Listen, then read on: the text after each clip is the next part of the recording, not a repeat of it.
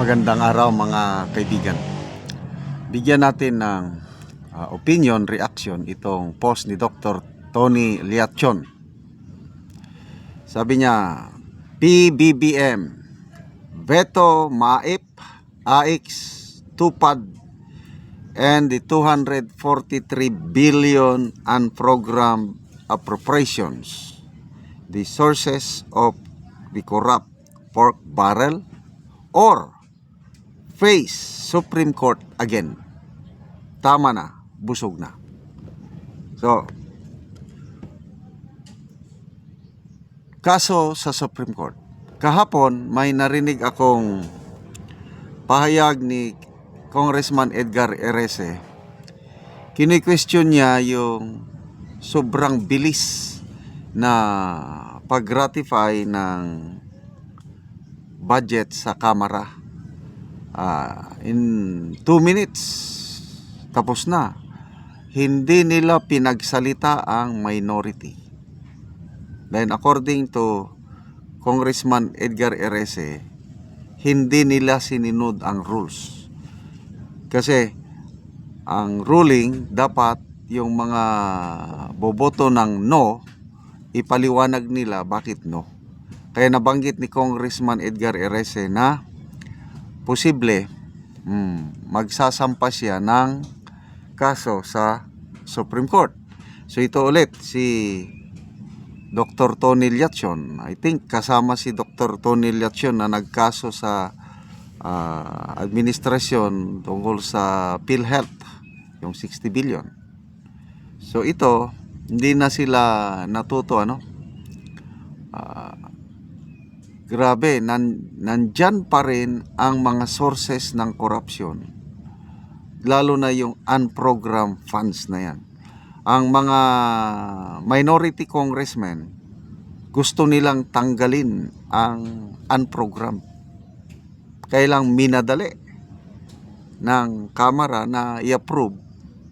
So, wala, talagang brinaso.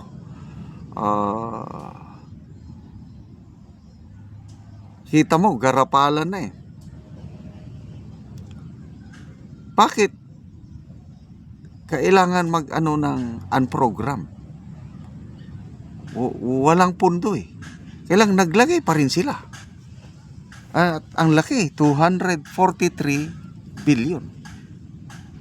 Tapos, ano pa, si Senator Marcoleta, he voted no doon sa ratification ng budget sa Senado.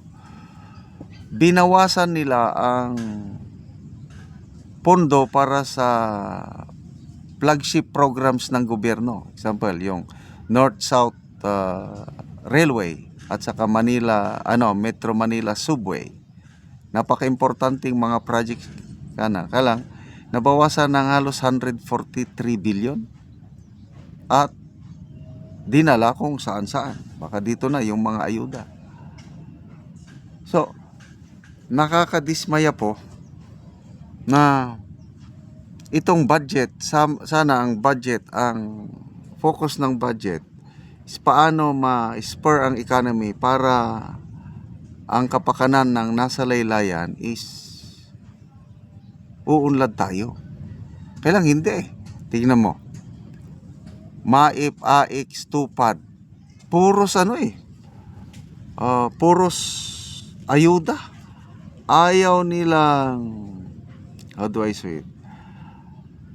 Gusto nila ang taong bayan nakasalalay lang sa ayuda. Tinuturuan nila ang mga tao na maging tamad, naghihintay lang ng ayuda. Kaya tinawag na tayong ayuda republic. Hindi na natuto. Dinagdagan pa, mas malaki pa nga ang ayuda ngayon kumpara nung mga nakaraan eh. So walang pagbabago. So ngayon nire-review daw ng Pangulo ang budget. Kaya I don't know kung anong klaseng review. Kaya ako, sang-ayon ako dito sa opinion ni Dr. Liachon na dapat i-veto yung mga MAIP, yung medical assistance on indigent patients. Wala namang problema sana ito kung hindi nila hinaluan ng politika. Kasi ang isang indigent patient kailangan pang pupunta doon sa opisina ng congressman para kumuha ng guarantee letter para matulungan siya. So parang pinapakita ng mga kongresista na kanilang pera yun, which is wrong. Dapat tularan nila panahon ni PRRD. Walang mga guarantee letter ng politiko. Pag na-hospital ang isang pobreng kababayan natin, punta lang siya sa Malasakit Center Office sa bawat hospital, interviewin. Pag pasado sa interview na talagang walang-wala, nandun na, tutulungan na. Walang mga sulat-sulat sa mga ano. So binago na nila. Pinapalabas nitong mga kongresista na kanila ang pera, which is MAIP, AIX, TUPAD. But I doubt it. Hindi yan ibebeto ng Pangulo kasi I don't know, parang wala siyang sariling diskarte kung anong gusto ng mga kongresista. Yun na lang gusto niya. Sumusunod na lang. Yung last year na ng budget, alam niya nang may mga red flags. Wala pa rin, pinirmahan pa rin niya. Ilan lang bineto niya? 28.9 billion. Napakaliit. Tapos lumalabas 421 billion ang mga budget insertion na pinirma niya, na liable siya according to Justice Carpio. Liable ang presidente for signing the 2025 budget na alam niya may singit pork barrel na 421 billion. So ito unprogrammed 243, bumaba ng kaunti. Kailang kung i-add mo doon sa mga farm to market road, ang dami nilang mga kaya ilang mga senador hindi pumirma. Senator Aimee, Senator Bongo at Senator Marcoleta, hindi na sila pumirma dahil So salamat Dr. Tony Liachon.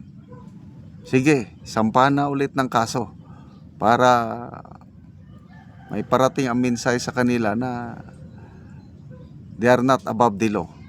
Kailangan taong bayan pa rin ang mananaig. May Supreme Court tayo, last bastion of our democracy. Salamat mga kaibigan sa inyong pagsubaybay sa ating channel. Nakakatulong kayo ng malaki sa tribong Talandig ng Bukidnon dahil ang income natin sa channel na ito pantulong sa tribo. Namimigay tayo ng libreng yero at pako para makapagpatayo sila ng mas maayos na tirahan. Panoorin yung video na ito. Karon mo na yung matabangan si ate og yero. So maghatag mi ni ate og yero. Salamat kayo sa sin.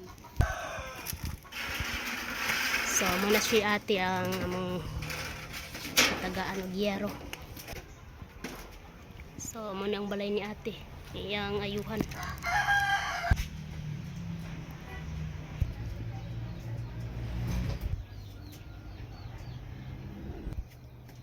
So si ate mo ni ang ilang kahimtang dari sa sulod.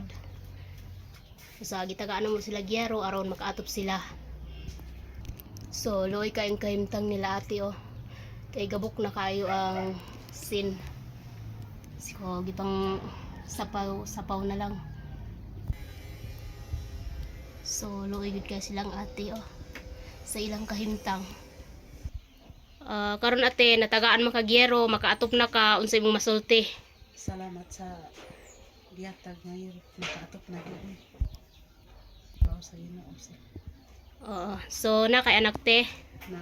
Pila ka buki mong anak te? So pila na ni katuig day ang inyong balay te?